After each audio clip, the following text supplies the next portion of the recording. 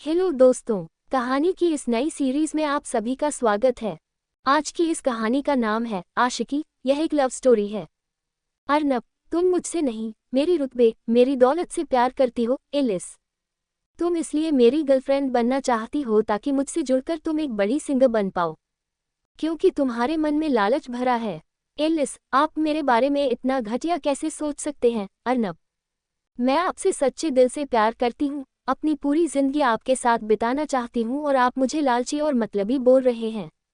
अर्नब, अब तुम चाहे जो समझ लो, मैं तुम्हें और तुम्हारे प्यार को रिजेक्ट करता हूँ। एलिस, अगर आप मुझसे प्यार नहीं करते थे तो उस रात वो सब क्या था? अर्नब, वो सब फन था, एक रात का। रात खत्म, बात खत्म।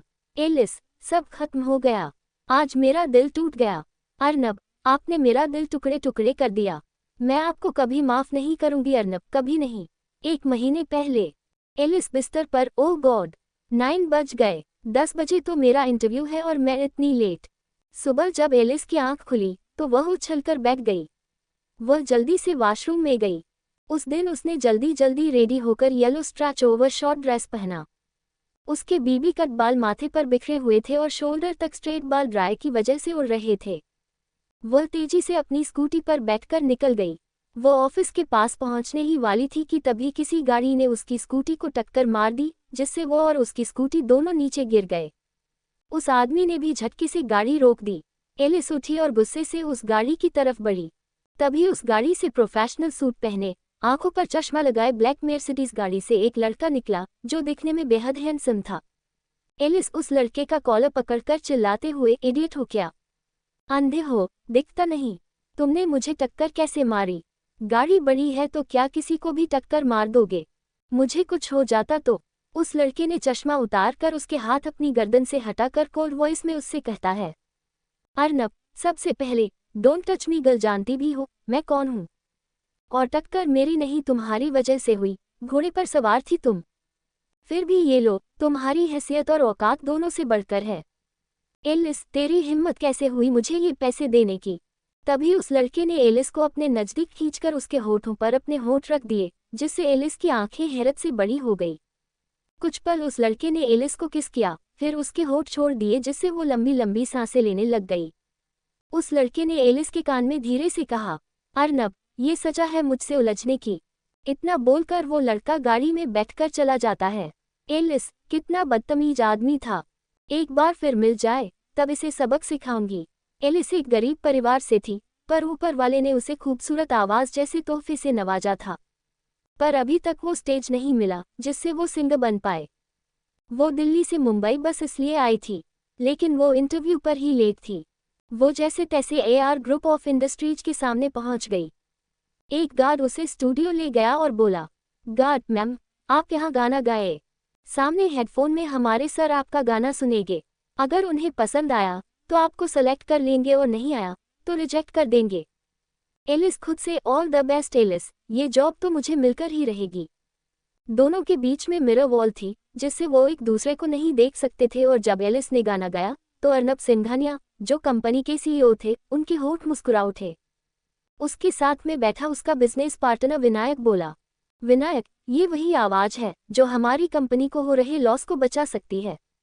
विनायक ने एलिस को अर्नब के कमरे में भेजा और जैसे ही वो एंटर हुई, दोनों चिल्ला उठे, एलिस, तुम? अर्नब, तुम? ये वही लड़का था जिसने सुबह एलिस को किस दिया था और एलिस ने उसका कॉलर पकड़ा था। अर्नब, तो तुमने सुबह मेरा कॉलर पकड़कर गलती की थी। उसके बाद तो ये जॉब मैं तुम्हें नहीं दे सकता।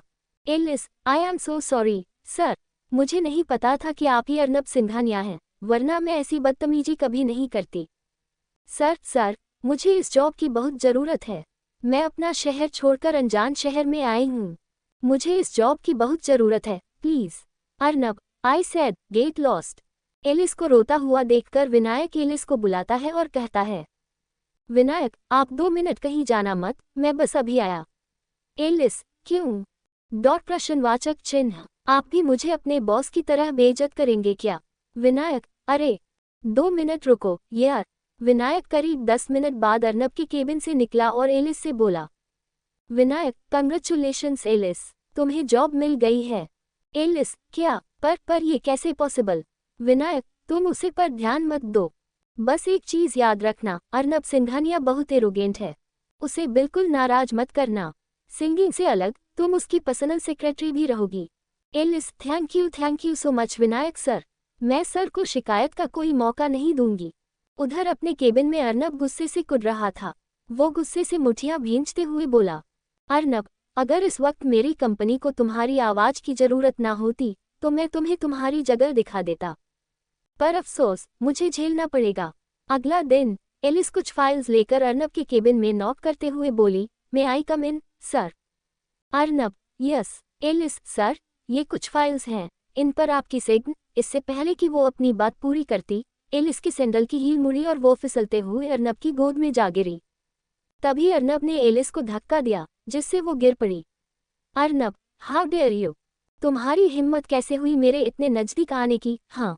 Alice, I am sorry sir, मैंने जानबूझकर नहीं किया, वो गलती से। Arnab, get lost right now. Arnab के ऐसे बिहेव करने पर भी एलिस के होठों पर मुस्कुराहट थी। पता नहीं, जब से अर्नब ने उसे रोड पर किस किया था, तब से वो उसकी ओर खींची क्यों चली जा रही थी। तो वही अर्नब गुस्से से भरा हुआ था। कुछ तो था जो उसके अंदर उसके साथ जुड़ा हुआ था और जो उसे परेशान कर रहा था। अर्नब, नहीं अर्नब सिंघानिया, तुझे इस लड़की से दूर ही रहना होगा वरना। और वैसे भी इस लड़की को देखते ही मेरा गुस्सा बढ़ जाता है। दिन इसी तरह बीतने लगते हैं। हर बीतते वक्त के साथ एलिस की फीलिंग्स अर्नब के लिए और भी ज्यादा बढ़ती जा रही थी, पर अर्नब उससे दूर रहने की कोशिश करता। पर वो जितना उससे दूर जाता उतना ही एलिस उसके पास आने का बहाना ढूंढती। विनायक, एक जरूरी मीटिंग है, ये कॉन्ट्रैक्ट हमें लेना ही होगा अर्नब। उन लोगों को तुमसे पर्सनली मिलना है। एक होटल में मीटिंग है, तुम्हें और एलिस को वहां साथ जाना होगा। अर्नब, पर तुम भी तो जा सकते हो या किसी और को भेज दो। विनायक, नहीं, मैं कंपनी में सिर्फ एक इन्वेस्टर हूँ। कंपनी लॉस में है, उन लोगों ने पर्सनली सीईओ को बुलाया है। तभी अर्नब के फोन की रिंग बजी और उस पर आए हुए मैसेज को देखकर उसके चेहरे का रंग उड़ गया। किसका मैसेज था वो, जिसे देख अर्नब सिंघानिया के चेहरे का रंग उड़ गया?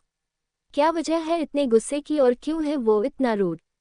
क्या छुपा रहा है वो सबसे? क्या एलिस को हो गया है अर्नब से प्यार और क्या वो एलिस के साथ उस पार्टी में जाएगा? क्या पार्टी बढ़ाएगी दोनों की नज़दीकियां या और बढ़ जाएंगी दूरियां? दोस्तों, ये लव स्टोरी आपको कैसी लगी नीचे कमेंट में हमें ज़रूर बताइएगा। कहानी को पूरा पढ़ने के लिए शुक्रिया।